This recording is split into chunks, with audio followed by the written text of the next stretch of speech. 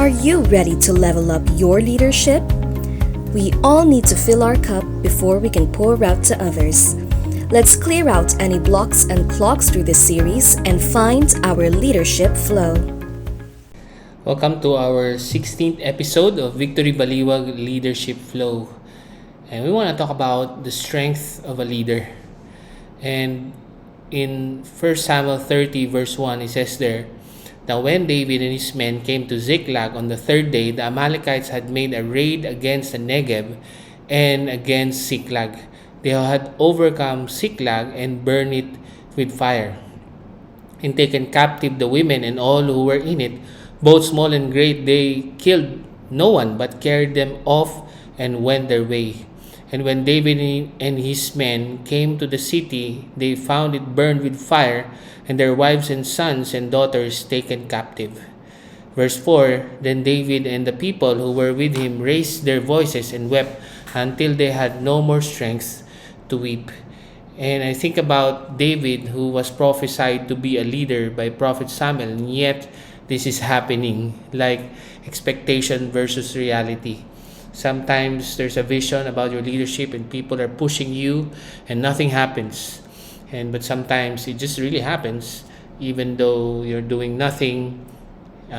In the end, it's really God who is sovereign in all of these situations. So when things are going south and very hard for a leader, what do leaders do to build up spiritual strength? So I think the first underline here is voice. They raised their voice, wept, and until they had no more strength to weep. And so first thing for spiritual strength is actually to weep together. So most of the time leaders would like to show themselves as emotionally strong. But there are times, as you can see, hindi naman simple yung nangyari dun sa binasa nating verse. Kinuha yung asawa, sinunog yung village. It's really a matter of life and death, if you will. And so what we're saying is this is not a simple situation.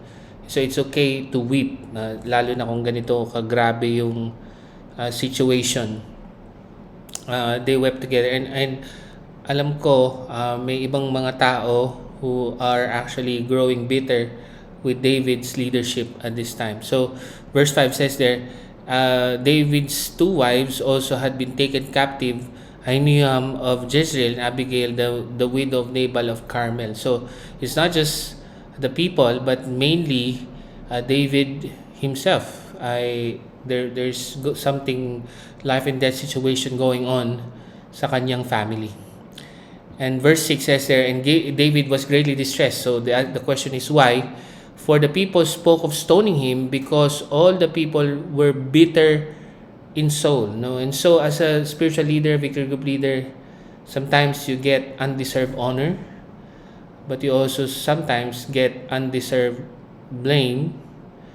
So I think there's just no one person to point a finger on any wrong situation.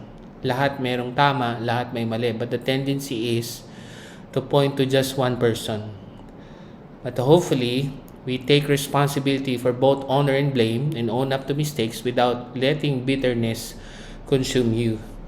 And so, I hope we get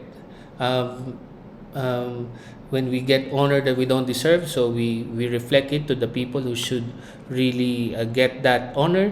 And when we have the blame, undeserving blame, I even remember an author who said everything rises and falls on leadership. So there's also some sense of mas matatapos yung problema if we just say ako yung mali.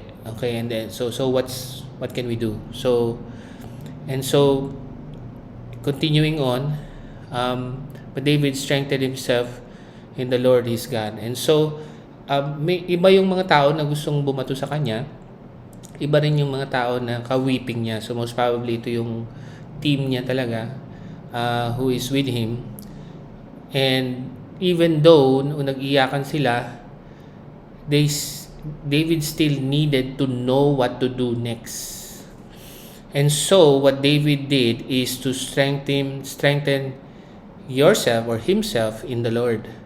So that's how we build spiritual strength. So I don't know how you build spiritual strength. So either by in First Corinthians there is speaking in tongues, edifying yourself, reading the Word of God daily. And I don't think spiritual strength comes magically in our lives.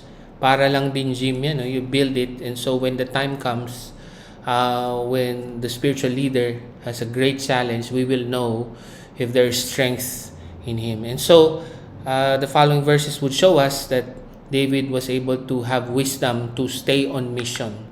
And so what happened was he was able to say what to do next, and so the team continued on the mission of God for them. And many times healing is in the mission, no? So sometimes people ask, sugatan na nga kami, magpapatuloy pa ba tayo? And I think in ministry, I think pwede namang mapagod, no? Pero I don't think there's a plan B in the mission of honoring God and making disciples. Pag pagod, magpahinga.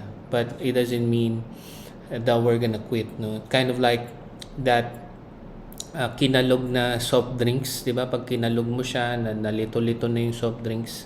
So pressurized siya sa loob. So kung pressurized siya, bubuksan mo ba? So hindi, di ba? Pahinga ka muna, and by the time na wala ng pressure, you can open it up, and you're gonna see that it's gonna continue flowing again. And so how do you build spiritual strength? You can weep with your team, take responsibility, even reflect undeserved honor, strengthen yourself in the Lord, and stay on mission. Have the wisdom to continue in the mission. And that's how you flow in your leadership.